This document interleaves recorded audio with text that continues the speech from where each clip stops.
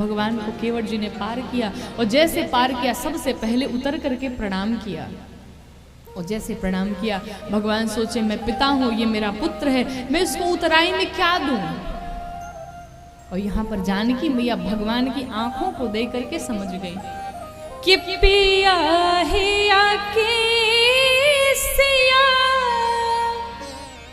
जाना निहारी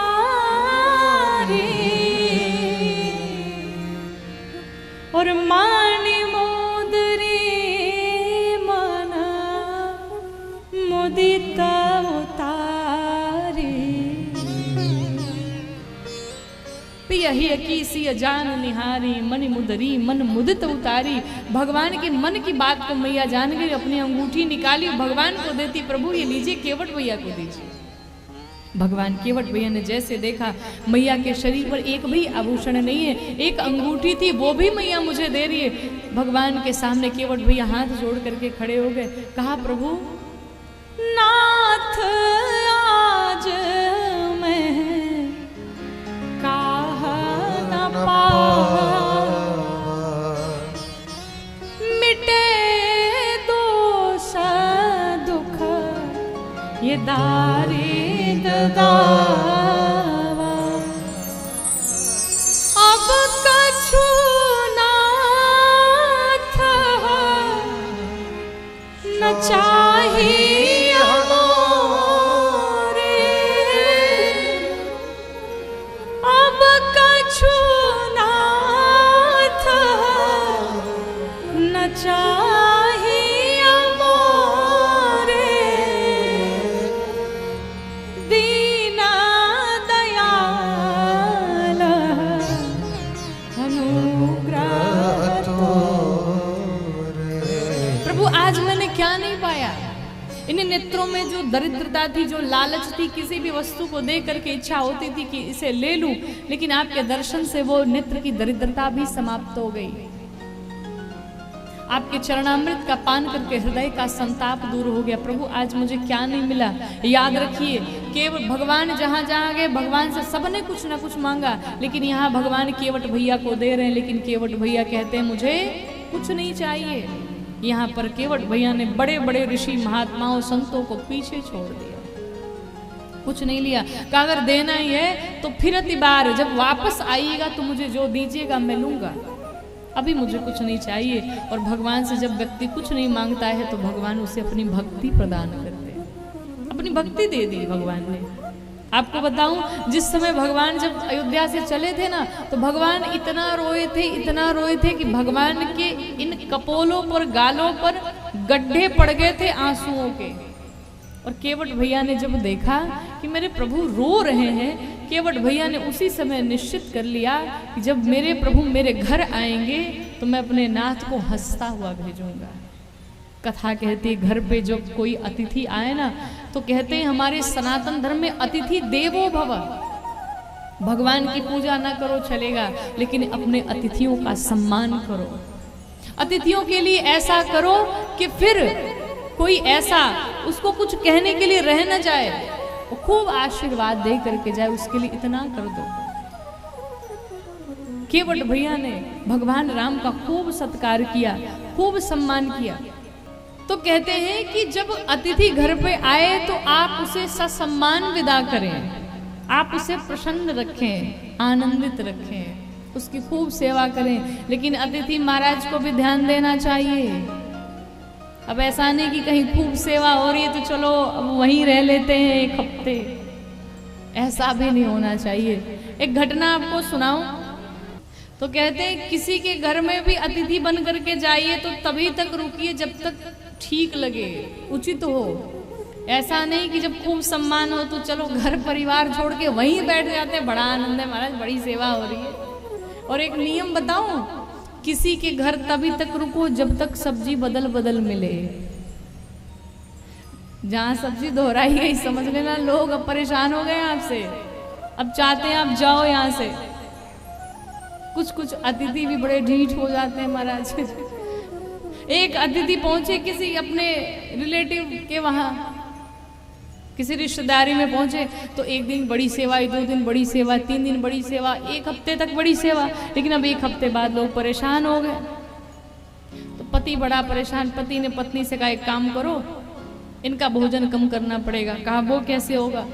कहा जब हम शाम के समय भोजन करने आएंगे, जब साथ हम दोनों बैठेंगे भोजन करने, तो तुम हमें 3 रोटी देना, और जब दूसरी बार रोटी लेकर के आओगी तो मैं कहूंगा मैं राक्षस थोड़ी हूं जो 3 रोटी से ज्यादा खाऊंगा। तो संध्या के समय पत्नी ने रोटियां बनाई, लेकर के आई 3 रोटी रिश्तेदार महाराज को और 3 रोटी पति को दिया। देने के पश्चात महाराज जब दूसरी बार आई रोटी लेकर के, तो पति ने जोर से कहा रहे मैं राक्षस थोड़ी हूं जो 3 रोटी से ज्यादा खाऊंगा। अब रिश्तेदार सोचे मैंने 3 रोटी से अगर अधिक ली तो मैं तो राक्षस ही हुआ। फिर वो शर्म के मारे बेचारा न लिया, लेकिन फिर भी घर छोड़ के जाने को तैयार नहीं। अब पति पत्नी ने कहा ये ऐसे नहीं मानेंगे। अब एक दिन पति पत्नी ने आपस में ही झगड़ा कर लिया। पति जोर जोर से चिल्लाने लगा, पत्नी जोर जोर से चिल्लाने लगी। पत्नी ने कहा मैं तुम्हारे घर नहीं रहूंगी, मैं घर छोड़ के चली जाऊंगी, मैं भोजन नहीं बनाऊंगी, फिर खुद बनाना खुद खाना। पति ने मारा जोर का 1 थप्पड़ पत्नी को। पति ने कहा जल्दी तुम घर छोड़ करके जाओ, मैं भी चला जाऊंगा।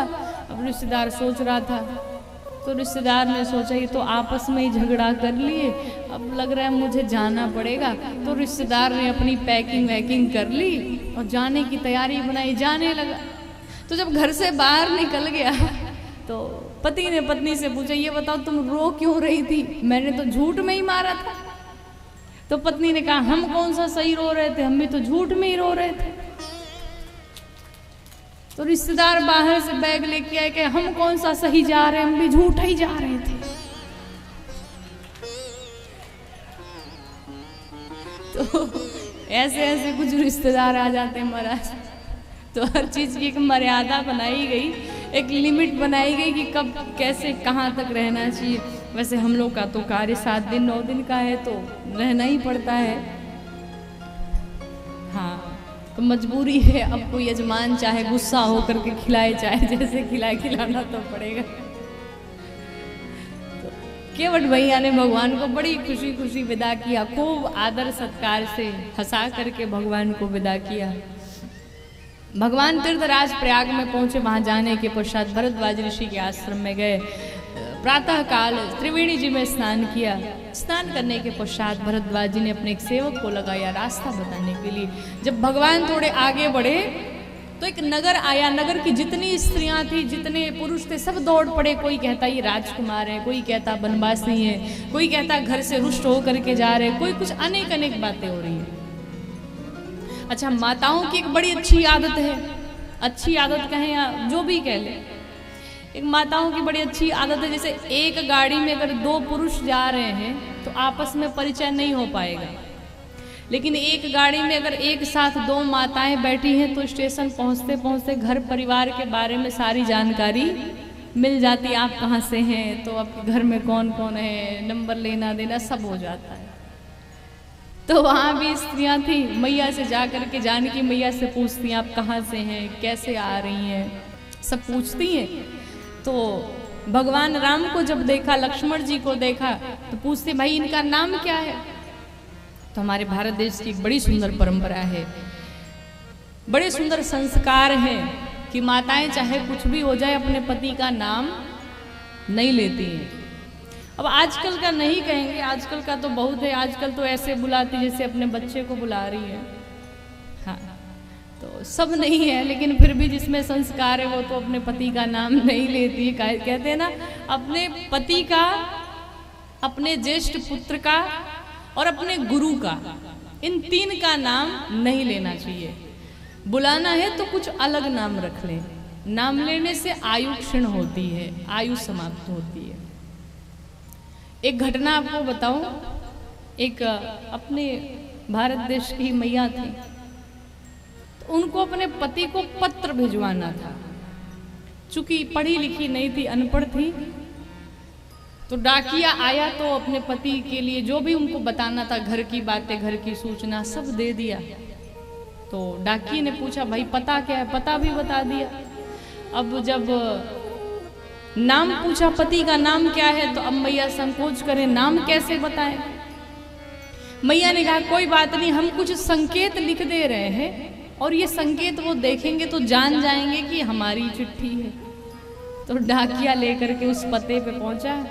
संयोग से पति बाहर ही घूम टहल रहा था, आया बाहर। तो पति ने जैसे ही देखा, कहा ये तो हमारा पत्र है। आपका पत्र है, कैसे आपको पता? इस पे तो नाम भी नहीं लिखा है। कहा नाम तो नहीं लिखा है पर कुछ चिन्ह बनाए गए हैं उस पर, और उस चिन्ह से मैं जानता हूं ये मेरा ही नाम है। अच्छा क्या नाम है आपका? तो उस पत्र के नीचे पूरी बातें लिख करके, पूरा पता लिख करके नीचे लाल करके छेद किया हुआ था। तो पति ने कहा देखो यहाँ पर छेद करके लाल किया गया है। तो डाकिये ने पूछा इसका मतलब क्या है? कहा हमारा नाम छेदी लाल है। यहाँ पर छेद करके लाल किया गया इसलिए मेरा नाम छेदी लाल है।